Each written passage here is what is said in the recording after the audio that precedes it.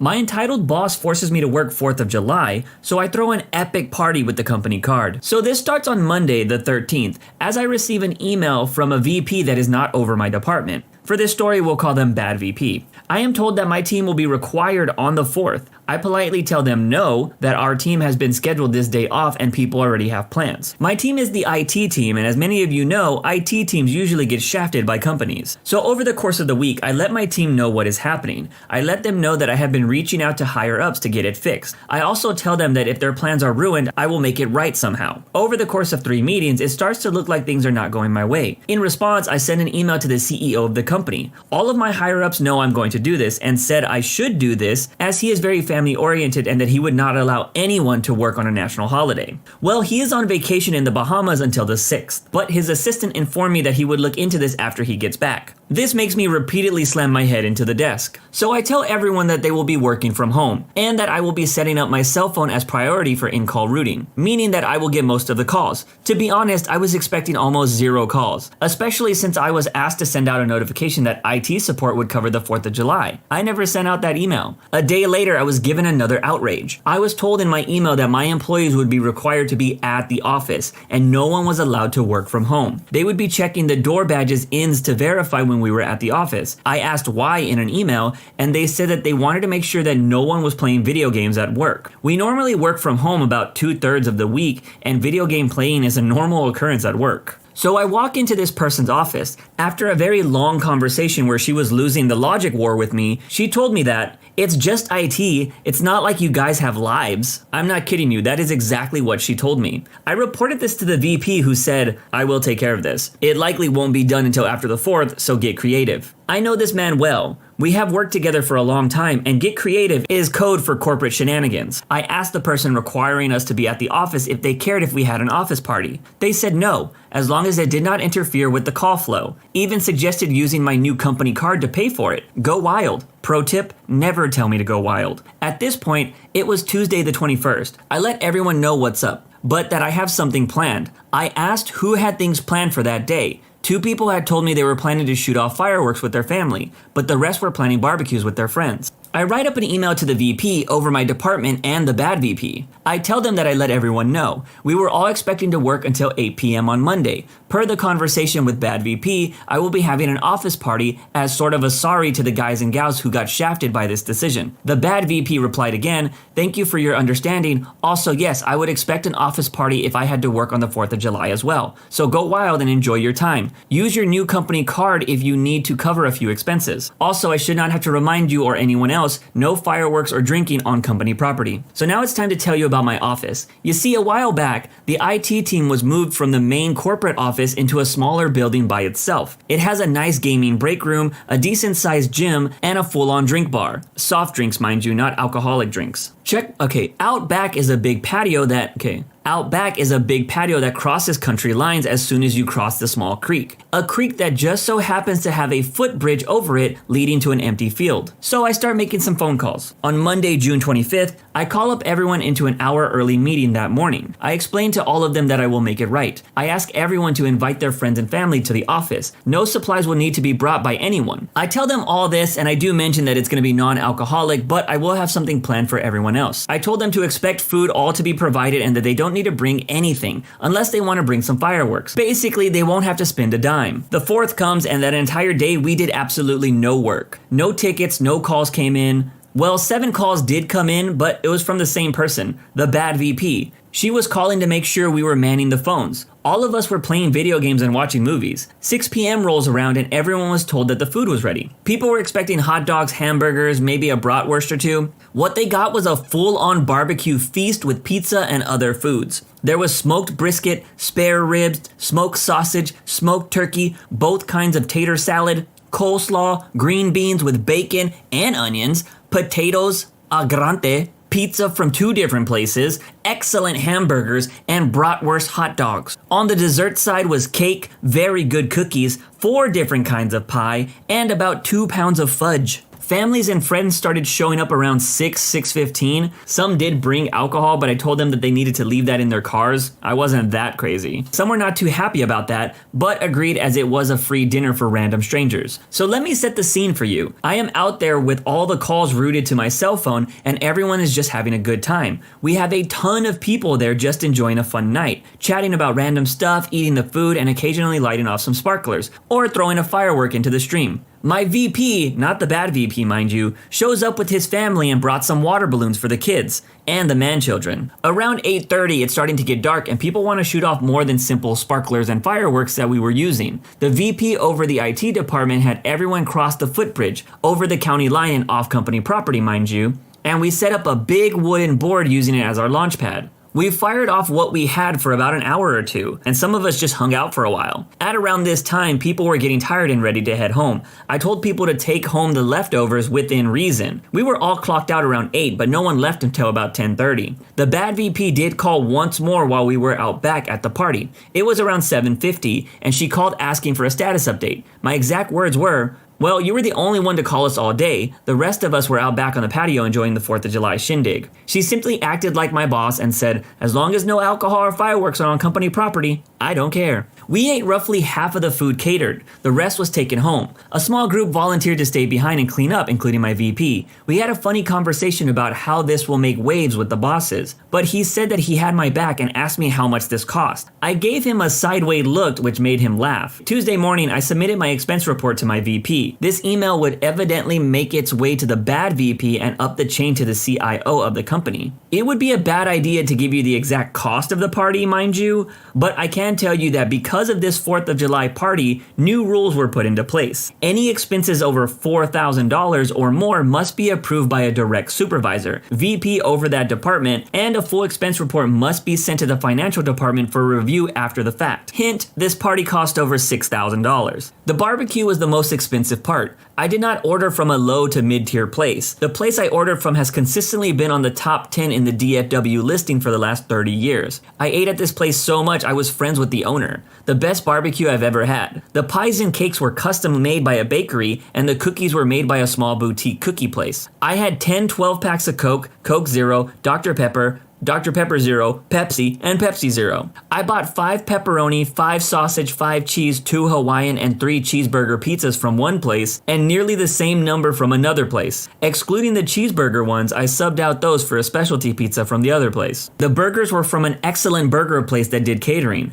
I know the owner well. He brought his kids for the night of fun after he heard what was happening. He was also the one who brought the brat dogs as he recently added those to his menu. This was the most expensive office party in the history of the company. The only thing more expensive than this were some business meetings that the CEO rented private rooms in high-end restaurants for. As for the CEO, he was outraged. Not at the cost of the party, mind you. He knew that the party would not be necessary if people had been allowed to work from home. He was outraged that IT was the only group required to work on that day. When I submitted the logs showing how we received no phone calls, no service requests, and that we basically watched movies and played video games during our shift, he had heard enough. He apparently sent out a scathing email about work-life balance and the importance of our holidays to every upper management. It was kind of funny as people wanted me to get in trouble for what I did, but the reality is other departments have done similar things in the past, just not on the scale of what IT did. The bad VP was admonished quite effectively and sent me an apology email. I forwarded it to the team with a strong hint to not reply. Then my VP let the CIO and the CEO know about what the bad VP said. That whole comment about you guys don't have any lives. The bad VP did actually confirm she said this in a meeting to her executive vice president. It did not go over well. I have never heard people yelling in the office meeting like that before. The CEO of the company came to our office and yelled at her. Not sure if she was fired, but she is not at work today. In the Active Directory, she does not have the down arrow of death, so I'm not 100% sure what happened to her. I know she has lost whatever clout she had at this company with her attitude. Strangely, there is now no longer any pushback for my bid to get anyone to work from home. But let me know. Am I the jerk? This story was epic. Not only did this leader go above and beyond supporting his team, he brought about some serious change at his work. I wish I could say that you guys don't have lives was shocking to hear from upper management, but this story just makes it seem like someone had it out for the IT team. I know the pain of having to work on every major holiday. My old job ran 24/7, so it was inevitable that we would work on these days. But much like the OP, we demanded a party as payment. It was never as awesome as this OP's party, but it got us through the shift. My manager tells me that I need to attend the corporate meetings and forget about my job. This decision ends up pissing off the sales team. So this happened several years ago when I used to work for a national used car dealer.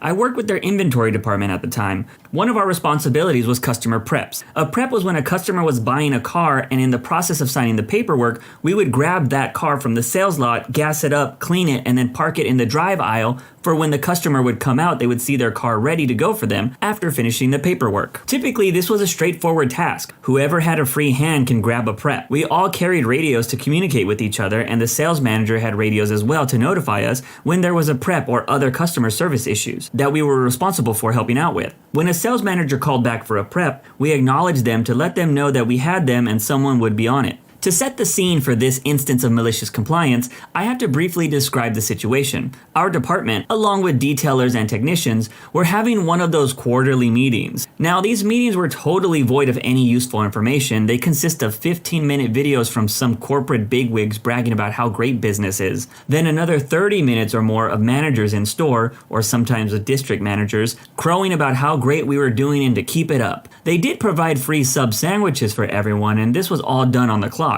I personally found these meetings to be overly pretentious and obnoxious, so I would always skip out on them and continued working, most of the times on my own. I know, shocking, no one else wanted to give up free food and a paid break just to keep working? Eventually, one particular manager was not happy that I always skipped out on these meetings. He told me I had to attend and could not leave until it was over. I asked, what about the preps? He said, don't worry about the preps. We'll deal with any of them after the meeting. Well, okay then. I've been told what I need to do, so I'll do it. I came into the break room at the start of the meeting, got my sandwich, propped up my feet, and turned off my radio. One of my coworkers sat beside me and his radio was on, but had turned the volume really low. During our meeting, sales apparently had a good streak of selling cars. Every few minutes, my coworker told me that there was some preps. As time passed, more preps were called back and there was no one responding to sales managers calling for them. My coworker asked me what I was going to do. I said, I'm gonna finish my sandwich and sit here. I have my orders. One of the sales managers was beginning to get pretty irate. We could tell by his tone over the radio. About 30 minutes into the meeting, that sales manager poked his head in the door and said that there were several preps waiting and asked if someone could go get them. The manager that made me come to the meeting picked a couple of guys to leave the meeting early to get the preps. He knew that I would have left a long time ago to take care of these preps, but this was his way of punishing me. He wanted to make sure I was taking a paid break and listening to a group of jabronis during these past meetings. By this time, there were 6 or 7 preps waiting and a drive aisle full of customers and salespeople waiting on these cars to be brought around. Some were waiting close to an hour before they were able to get their car. Later that night, I was passing through the showroom and the manager that was getting irate from earlier stopped me and asked what was going on. We had a good working relationship, and I was kind of his go-to person when it came to serious customer service issues, so he valued my word. I told him everything that was said to me about not working during the meeting and how they wouldn't worry about preps during that meeting as well. Of course, that didn't go over too well, and there was a big meeting the next day between sales management and operations management. Following that meeting, it was decided that during any future meetings, a specific person or persons from my department would be designated to listen for and grab any preps that were called back for. I was never chosen for that role. I just had to sit back, eat my sandwich while I still got paid. They really taught me a lesson. But let me know, am I the jerk? I don't think I've ever said this on the Jerk channel, but corporate meetings are the worst. They are so boring, and it's pretty dumb when they say that they're mandatory. Attendance got so bad at my old company that they started saying that if you skip the meetings, it would lead to a write-up for every 3 missed meetings. But they did try to do giveaways at the end of these meetings so everyone wouldn't hate management. Personally, I still skipped a lot of these meetings because I used the excuse that I needed to prep for the shift since I was the lead. The only fun meetings were the yearly fire safety meetings because that's where we got to play with fire extinguishers and fire hoses. That stuff was pretty cool. Coworker says my band can't perform a Radiohead song because of his religious beliefs, so we decide to maliciously comply. Our institution of about 2,000 staff had a yearly dinner and dance event. This was pre-COVID, of course. This was an educational institution where most of us are either teachers or administrators. I am part of the small group of teachers and staff in this institution that have formed our own staff rock band. We are usually given a 30 minutes performance slot at the previous dinners and dances. Thus, we are invited to perform again for the upcoming one. The theme of that year was superheroes. Our merry little band set out a full set list of songs, which included the songs Holding for Our Hero by Bonnie Taylor, the Shrek soundtrack version. We threw in Creep by Radiohead because we wanted to do a song to slow the pace down midway through our set. All of us in the band are music lovers covering multiple genres, and also coming from many different faiths and religions. None of us even considered that Creep was an inappropriate song for the stage. So now let me introduce the antagonist of this story. We will call him Ash. He was the main staff coordinator for the entire dinner and dance event, a role that was bestowed on up-and-coming staff who show potential for leadership positions. Ash and his committee were the ones who came up with the superhero theme, and would oversee everything for the event, including our 30-minute performance. Before this event, none of us in the staff band knew Ash well. He was a bit of a loner,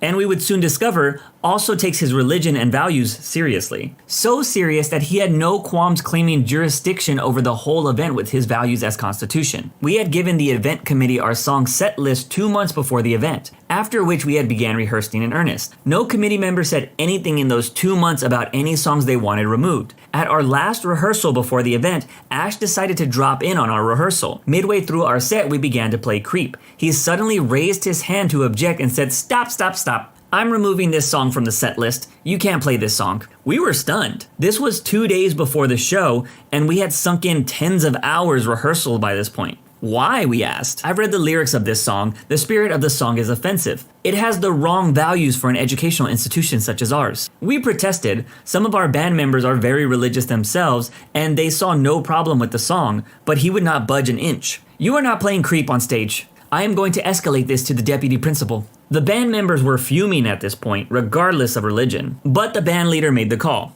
Okay, we can't play this song on stage, right? Then we won't. And just to be sure, this is a superhero-themed event, right? And your committee is encouraging all attendees to come dressed as superheroes, am I correct? Yes, Ash replied, and especially so for performers. So we are expecting your band to come dressed as superheroes to fit our theme. Cue malicious compliance. The day of the dinner and dance comes around and over 1,000 colleagues showed up. Some dressed in superhero t-shirts, some as Wonder Woman, and even one in a full Deadpool costume. But none of them grabbed as much attention as a very tall, very leggy, very conspicuous Sailor Moon. Sailor Moon had on a tight-fit sailor uniform, slim waist and gorgeous bosom, extremely short skirt, and the wig. It was none other than the band leader, who by the way is a 40-year-old male wearing a padded bra. Ash was livid, but as Sailor Moon was grabbing so much attention with so many folks clamoring to have photos taken with her, Ash did not want to spoil his own party by telling her to take it off. At one point, even the deputy principal grabbed a photo with Sailor Moon. The 30-minute performance was decent, mistakes here and there, but none of us were professionals and the crowd enjoyed it anyways. Sailor Moon, who was the bassist,